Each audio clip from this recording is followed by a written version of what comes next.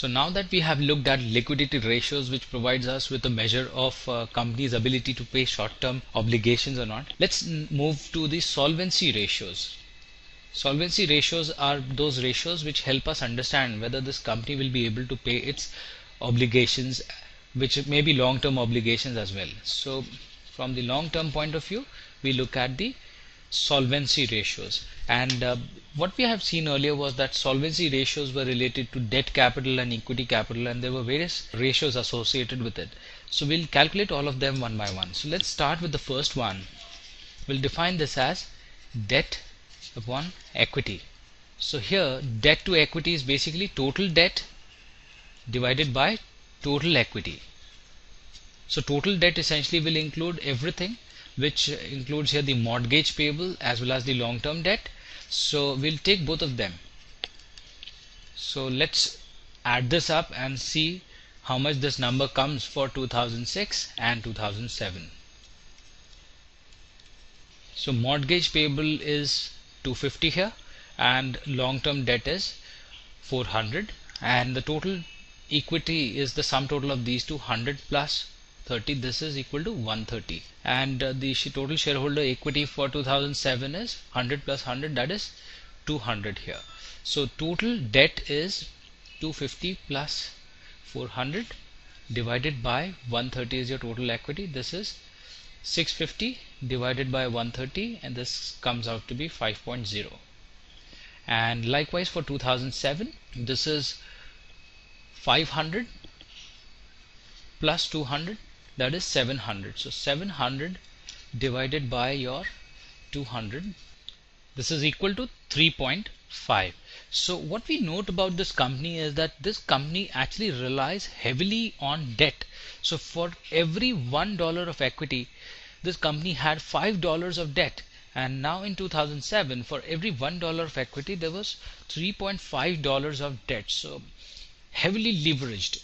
So let's look at the second measure of solvency, which we have learned earlier. This was debt divided by capital ratio. So here debt was nothing but total capital, total debt, and in the denominator this was the total capital, which is defined as total debt plus your total equity. So it's just an alternate measure of what we saw in the first case. So this is nothing but the numerator, that is 650, that is total debt, divided by total debt plus total equity. Total equity is 130, so we add this up. So this comes out to be 650 divided by 780, and this is equal to 0.83 for 2006. Now for 2007, this would be 700 divided by 700 plus 200, because this is the equity for 2007. So this comes out to be 700 divided by 900, and this is equal to 0.77. So this is 2007 figures of debt to capital. So apart from debt to capital, a very close ratio, which is almost equal to the debt to capital kind of a ratio, this is defined as debt divided by assets. Now we have looked at this earlier. This is defined as total debt in the numerator divided by, you need to take the total assets in the denominator. So let us see how different this comes as compared to the second one. So here in the numerator this is 650, but what about the denominator for 2006? The denominator, which is total assets, is 830 here. So this will come out to be 650 divided by 830, and this is very close to 0.78. So this is 2006 figures.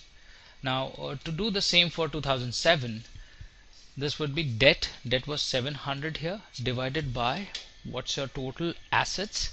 Total assets is 1000, so we can write this as 1000, and this comes out to be 0.70. This is for 2007. So this was debt to capital and debt to assets. Slight difference in terms of how the capital is calculated and how total assets is taken.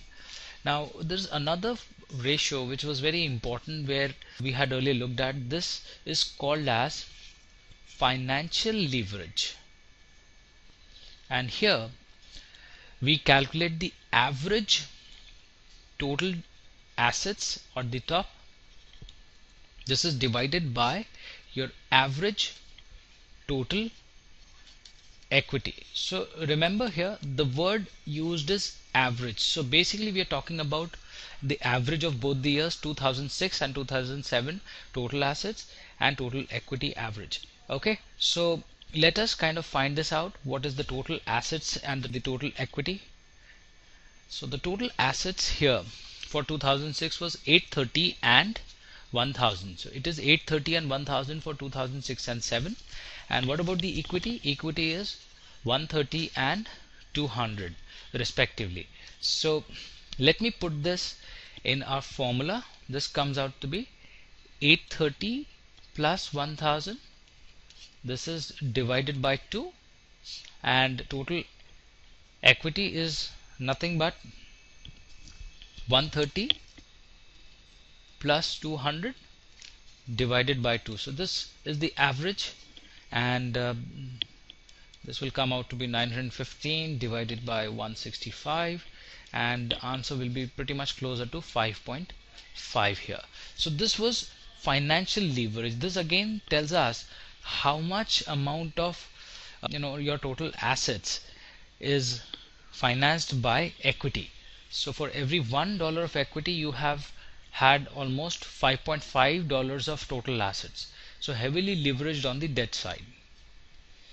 So we had learned another ratio which was used to calculate the firm's ability to pay its debt obligations. We called that as the coverage ratio, and this was the interest coverage ratio. This is defined as earnings before interest and taxes divided by your interest payments.